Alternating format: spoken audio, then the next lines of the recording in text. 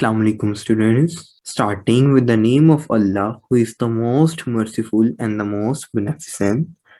As I promised to my different friends that I started my new lecture series on physics book, which named as Fundamental of Physics. So today we are going to start the chapter number 30 of this book. So let's we start the topic. If you like the video, then subscribe the channel and click on the bell icon to get the latest information. After seeing this lecture, I assure you that you do all the derivations by your own. If you face any problem related to the lecture, then ask in the comment section or email me. In this lecture, we are going through these topics, which is what is capacitance, what is the type of capacitor, what is the type of capacitor, this is a simple mistake now, and the derivation of parallel capacitor. So let's we start our topic. A capacitor is a device that stores energy in an electrostatic field. Let's discuss in Urdu. एक capacitor एक ऐसा device है जिसमें हम energy को store करते हैं और बाद में उस एनर्जी को हम यूज करते हैं। कैपेसिटर एक ऐसा डिवाइस है जिसमें इलेक्ट्रोस्टैटिकली एनर्जी हमारे पास स्टोर होती है। इलेक्ट्रोस्टैटिकली से मुराद है एक पॉजिटिव होगा एक नेगेटिव होगा, उसके दरम्यान में फील्ड जनरेट होगी। इसको हमने chapter number 25 electric charges and coolants law में भी देखा था कि हमारे पास एक पॉजिटिव होती थी एक नेगेटिव प्लेट होती थी, उन दोनों की आपस में अट्रैक्शन होती थी। अट्रैक्शन की वजह से जो एनर्जी स्टोर हो एक डिवाइस के अंदर उसकी वजह से उसे कैपेसिटर कहते हैं। सेकेंड कॉन्सेप्ट है हमारे पास कैपेसिटेंस का। तो जितनी एनर्जी कैपेसिटर के अंदर स्टोर हो सके उसे उसकी कैपेसिटेंस कहते हैं। मैं भी आपको नेक्स्ट स्लाइड में इसकी रियलिटी कह जाता हूँ कि जितनी एनर्जी किसी कैपेसिटर के अंदर स्टोर होती है उसे हम कैपेसिटेंस कहते हैं। The ability to store the charge in a capacitor is known as capacitance. अब capacitor in is then obtained from equation this. ये कैपेसिटर की इक्वेशन है। अभी इक्वेशन कैसे है वो भी मैं आपको बताता हूँ। इसमें एप्सिलॉन नॉट का हमने चैप्टर नंबर 25 में स्टूडेंट्स आपने पढ़ा होगा, मुझे उम्मीद है आप लोगों को याद होगा, डिटेल से पढ़ा था ना। हाँ, जब हमने वहां पे देखा था कि हमने 1/4 pi epsilon not. Now let's start our topic. What is capacitor? A system of conductors that carries equal and opposite charge and energy in the form of electrostatic field is known as capacitor. अभी मैंने आपको बताया एक system of conductors, दो conductors हों और उसके अंदर इक्वल और ऑपोजिट चार्ज हो और उनके अंदर इस तरह की पावर हो कि वो चार्ज को स्टोर कर सकें इलेक्ट्रोस्टैटिकली, तो हमारे पास कैपेसिटर होता है। कैपेसिटर के अंदर जितनी एनर्जी हम स्टोर कर सकते हैं उसे हम कैपेसिटेंस का नेम देते हैं। अब उस कैपेसिटेंस का फॉर्मूला होता है C is equal to charge over potential difference. अब इसमें Q शो कर रहा है charge of a plate, charge on plate के एक प्लेट पे कितना चार्ज है, और V शो कर रहा है potential difference between the plate. अब कैपेसिटेंस किस चीज के ऊपर डिपेंड अपॉन करती है, पहली बात। दूसरी बात मैं कब बताऊंगा आप लोगों को कि कैपेसिटेंस किन चीजों के ऊपर डिपेंड नहीं करती। पहला पॉइंट अब डिस्कस करते हैं कि depend upon the shape and the geometry. It doesn't depend upon charge end voltage. ये वोल्टेज एंड चार्ज पे डिपेंड नहीं करती, ये सिर्फ डिपेंड करती है शेप और मटेरियल के ऊपर। अब अगर हम देखेंगे, अगर हम वोल्टेज को इंक्रीज करेंगे कैपेसिटर के तो ऑटोमेटिकली हमारे पास जितना चार्ज स्टोर्ड होगा वो भी इंक्रीज होता जाएगा। लेकिन इन दोनों फैक्टर्स का कैपेसिटेंस के साथ कोई रिलेशनशिप नहीं है। कैपेसिटेंस के साथ जो रिलेशनशिप है वो सिर्फ और सिर्फ हमारे पास ज्योमेट्री और मटेरियल जो हम यूज कर रहे हैं वो इफेक्ट करते हैं। नेक्स्ट स्लाइड के ऊपर आते हैं। अब हम डिस्कस करते हैं टाइप ऑफ कैपेसिटर्स। कैपेसिटर के 3 टाइप्स हमारी बुक में डिस्कस की गई हैं चैप्टर नंबर 30 में। पैरेलल कैपेसिटर, स्फेरिकल कैपेसिटर और सिलेंड्रिकल शेप कैपेसिटर। अब हम पहली टाइप को आज इस लेक्चर में देखेंगे कि पैरेलल प्लेट कैपेसिटर। हमने दो प्लेट्स ली, दो प्लेट्स लेने के बाद हमने पॉजिटिव क्यू ली और एक नेगेटिव क्यू ली। अब हमने यहाँ पे दो प्लेट्स ली हैं, एक पॉजिटिव प्लेट एंड एक नेगेटिव प्लेट। अब दोनों प्लेट्स में से पॉजिटिव टू नेगेटिव हमारे पास इलेक्ट्रिक फील्ड है। इलेक्ट्रिक फील्ड किस तरफ है? Positive to negative plate. अब हमने यहाँ पे फिगर में जो चीजें लिखी हैं वो बताता हूँ मैं आपको। जो जो पॉजिटिव प्लेट का चार्ज है उसे हमने पॉजिटिव क्यू कहा है, और जो नेगेटिव प्लेट का चार्ज है उसे हमने नेगेटिव क्यू कहा है। इनके दरमियान, दोनों प्लेट्स के दरमियान जो डिस्टेंस है उसे हमने डी का नेम दिया है, और इलेक्ट्रिक फील्ड को ई का नेम दिया है। अब जब भी हमने कैपेसिटेंस को कैलकुलेट करना है तो हमने ये दो स्टेप्स को फॉलो करना है। पहला स्टेप कि इलेक्ट्रिक फील्ड इंटेंसिटी को फाइंड करना है using the Gauss's law. Gauss's law को लगाते हुए हमने इलेक्ट्रिक फील्ड इंटेंसिटी को फाइंड करना है। वो आपको जब नेक्स्ट हम डेरिवेशन करेंगे तब आपको मैं डिटेल से बता दूंगा। उसके बाद हमने potential difference between the plates find out करेंगे। अब हमारे पास पोटेंशियल डिफरेंस का एक फॉर्मूला है कि delta V is equal to V positive minus V negative is equal to negation sign of E dot D S. ये हमारे पास फॉर्मूला होता है डेल्टा वी को कैलकुलेट करने का। अब हम नेक्स्ट मूव करते हैं। अब इस फिगर को समझना हमारे लिए सबसे इम्पोर्टेंट चीज है। पहले मैं आपको बता रहा हूँ कि हम field inside the plate find out कर रहे हैं, हम field outside the plate find नहीं कर रहे।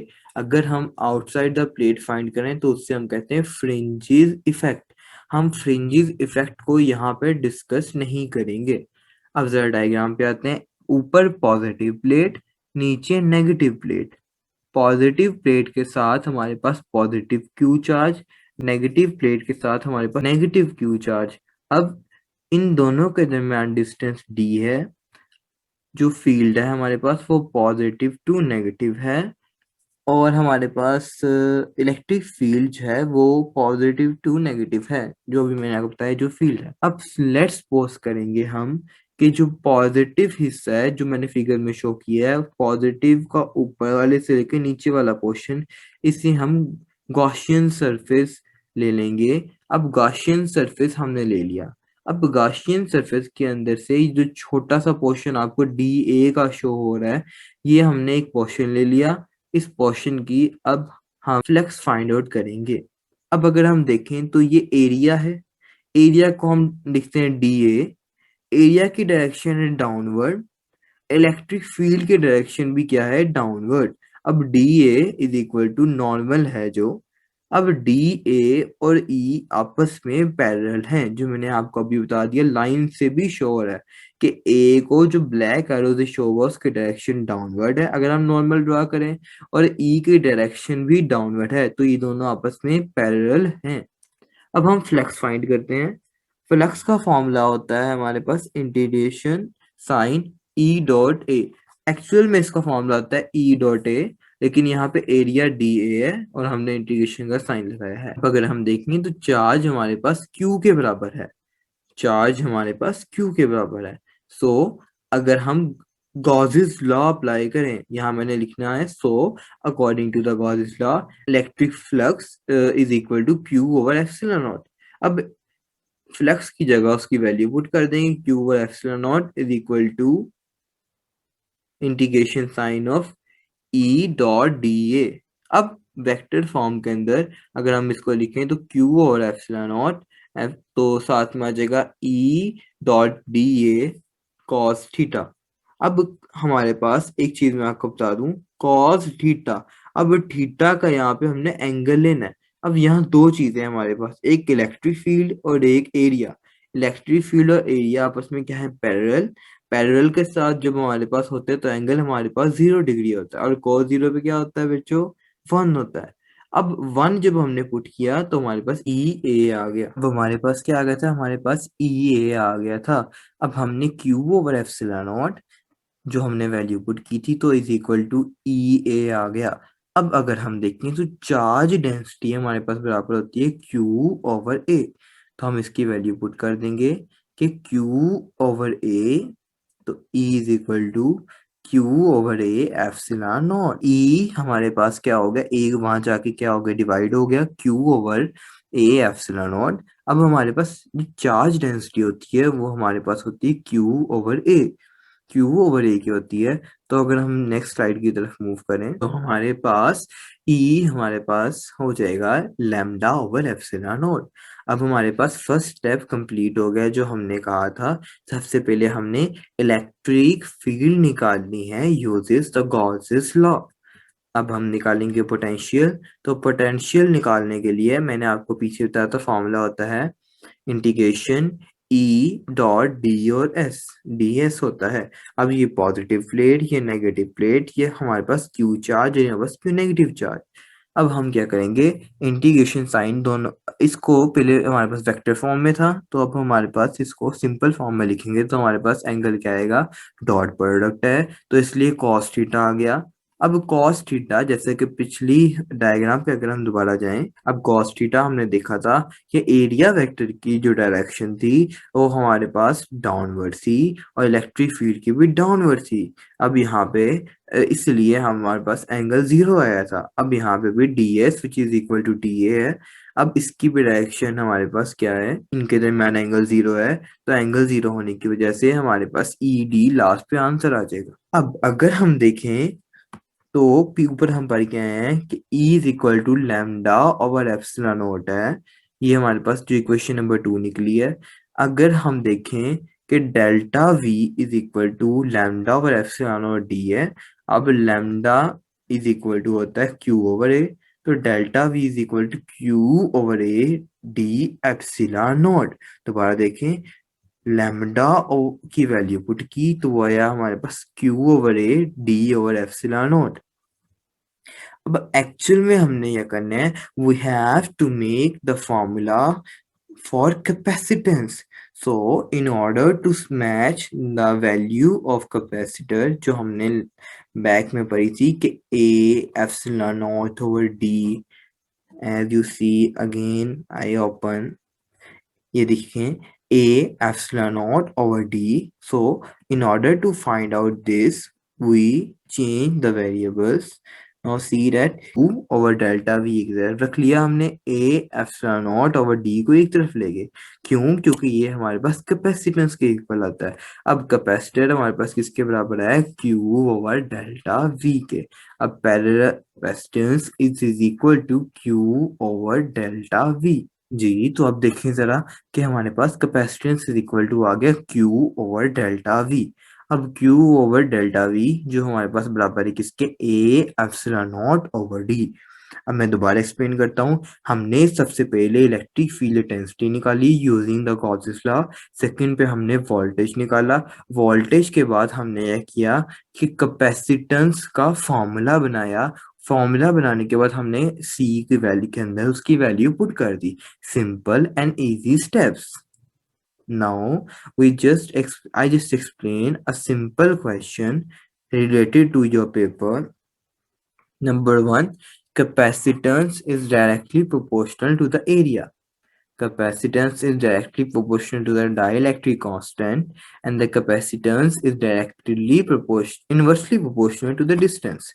मैंने आपको पहले भी बताया था ये एक चीज बहुत इंपॉर्टेंट है कि कैपेसिटेंस सिर्फ और सिर्फ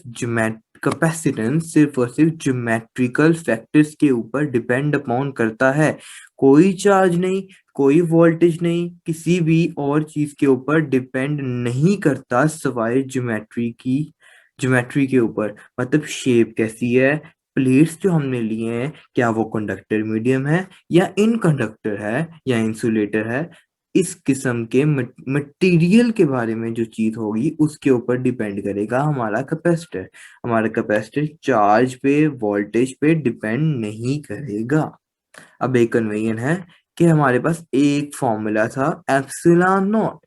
एप्सिलॉन नॉट हमने जब याद करें आप लोग chapter number 25 I think so chapter number 25 page number 573 और 574 आई थिंक सो उस पे हमने कूलम्स लॉ पढ़ा था। कूलम्स लॉ में एक एप्सिलॉन नॉट हमने ऐड किया था। एप्सिलॉन नॉट याद होगा आपको, रिलेटिव परमिटिविटी। तो रिलेटिव परमिटिविटी का वहां पे यूनिट निकला था कूलम्स के ओवर न्यूटन पर मीटर स्क्वायर, पर यहाँ पे निकल रहा है हमारे पास फैरेड पर मीटर। तो हम फैरेड पर मीटर स्क्वायर पर न्यूटन पर मीटर स्क्वायर में कन्वर्ट कर लेते हैं ताकि हमें इजी हो जाए समझने में। तो फैरेड हमारे पास बराबर होता है 1 कूलम/वोल्ट, and that the farad is equal to 1 coulomb/volt multiplied by 1/meter. So 1 coulomb is as it is. Now volt is changed as joule per coulomb. Joule per coulomb. So multiplied by 1/meter. Now coulomb is multiplied. Coulomb हम ऊपर multiply कर देंगे तो हो जाएगा हमारे पास coulomb square over joule and meter. So joule is equal to Newton meter. Joule is equal to Newton meter. So Newton meter multiplied by meter gives us Newton per meter square. Like the video, then subscribe the channel and click on the bell icon to get the latest information and videos. Thank you so much for your watching.